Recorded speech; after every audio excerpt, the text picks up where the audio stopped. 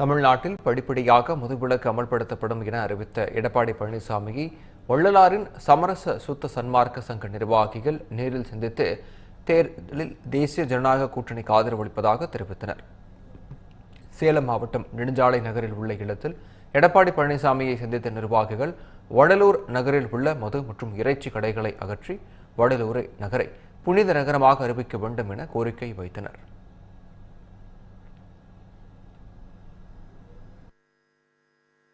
திமுக ஆட்சியில் வடலூர் பெருவெளியை சிதைக்கும் விதமாக வள்ளலார் சர்வதேச மையம் என்ற திட்டத்தை மாண்புமிகு முதல்வர் ஸ்டாலின் அவர்கள் அறிவித்திருந்தார்.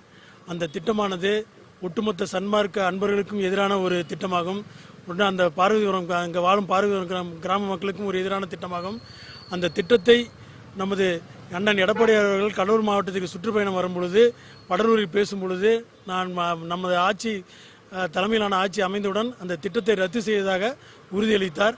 அதன் அடிப்படையில் அந்த திட்டத்தை எதிர்க்கும் விதமாக உள்ள சன்மார்க்க அன்பர்கள் கிட்டத்தட்ட தமிழகத்தில் உள்ள 10 லட்சம் சன்மார்க்க குடும்பங்கள் நம்ம தேசிய ஜனநாயக அண்ணன் தலைமையிலான தேசிய ஜனநாயக கூட்டணிக்கு ஆதரவு தெரிவிக்கும் விதமாக மற்றும் வள்ளலார் கொள்கைக்கு புறம்பாக உள்ள வடலூர் நகரில் உள்ள மதுக்கடை மற்றும் மாமிச கடையை அறவே அகற்றி வடலூர் நகரை புனித நகரமாக அறிவிக்க வேண்டும் என்ற வேண்டுகோளையும் வைத்து சன்மார்க்க அன்பர்கள் அனைவரும் இந்த தேசிய ஜனநாயக கூட்டணி வேட்பாளரை ஆதரிக்கும் விதமாக ஆதரவு கடிதத்தை கொடுப்பதற்காக இன்று அவரது இல்லத்தில் இன்று சந்தித்து ஆதரவு கடிதத்தை கொடுத்துள்ளோம்.